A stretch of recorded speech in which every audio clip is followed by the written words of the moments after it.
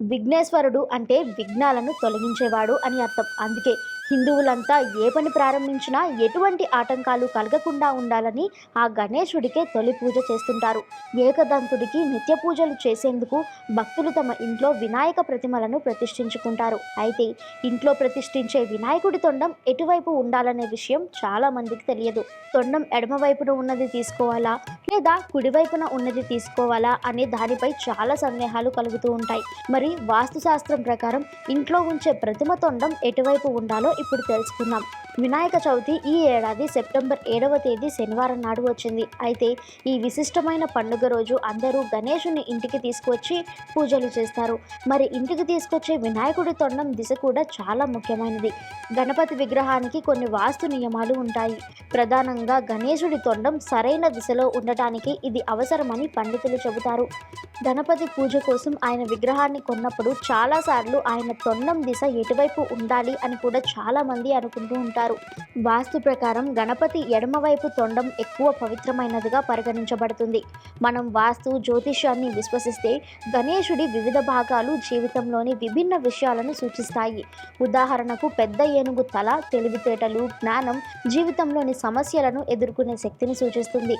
అదేవిధంగా గణపతి తొండం అన్ని ప్రాపంచిక సమస్యలను నిర్వహించడానికి అనుకూలత, సామర్థ్యాన్ని సూచిస్తుంది. గణపతి తొండం దిశకు సంబంధించి అనేక నమ్మకాలు ఉన్నాయి. అందరూ చెప్పేది ఒకటే, కుడి తొండం ఉన్న గణేశ విగ్రహం బలమైనది, శక్తివంతమైనది మరియు పూజకు పనికిరాదు. గణేశుడి తొండం ఎప్పుడూ తన తల్లి గౌరీదేవి వైపు అంటే ఎడమ వైపుకి ఉండాలని ఆధ్యాత్మికవేత్తలు సూచిస్తున్నారు. ఇళ్లలో ఇలాంటి గణపతినే పెట్టుకోవాలి. చంద్రుని దిశలో ఉన్నందున తొండం ఎడమ వైపునకు తిరిగిన వినాయకుడి విగ్రహాలు సాధారణంగా ప్రశాంతంగా ఉంటాయని నమ్ముతారు. ఈ విగ్రహం ఓదార్పు, శక్తి ప్రవాహానికి ప్రసిద్ధి చెందింది. ఈ కారణంగా గణపతి విగ్రహం ఎడమ వైపునకు ఉండడం వల్ల పూజకు శుభప్రదంగా భావిస్తారు. ఇది ఇంటికి సానుకూల శక్తిని ఇస్తుంది. తొండం కుడివైపుకు తిరిగిన గణేశ విగ్రహాలు మరింత శక్తివంతమైనవిగా పరిగణించబడతాయి. ఇవి శక్తి ప్రవాహానికి అనుగుణంగా ఉండే సూర్యవాహినిని సూచిస్తుంది.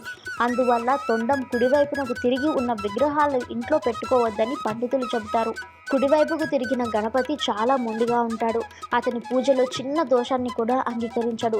అలాంటి విగ్రహాన్ని ఇంట్లో ఉంచకూడదని అంటారు. అయితే గణపతి పూజలో అన్ని నియమాలు పాటించవచ్చు. ఈ విగ్రహాన్ని పూజ గదిలో ప్రతిష్ఠించవచ్చు.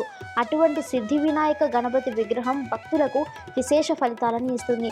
విగ్రహాన్ని పూజ గదిలో పూజించడం అనేక కార్యాలకు ఫలవంతంగా పరిగణించబడుతుంది. పూజ గదిలో కుడివైపునకు తొండం తిరిగిన వినాయకుని దర్శించుకుంటే ప్రతి కార్యం నెరవేరుతుంది.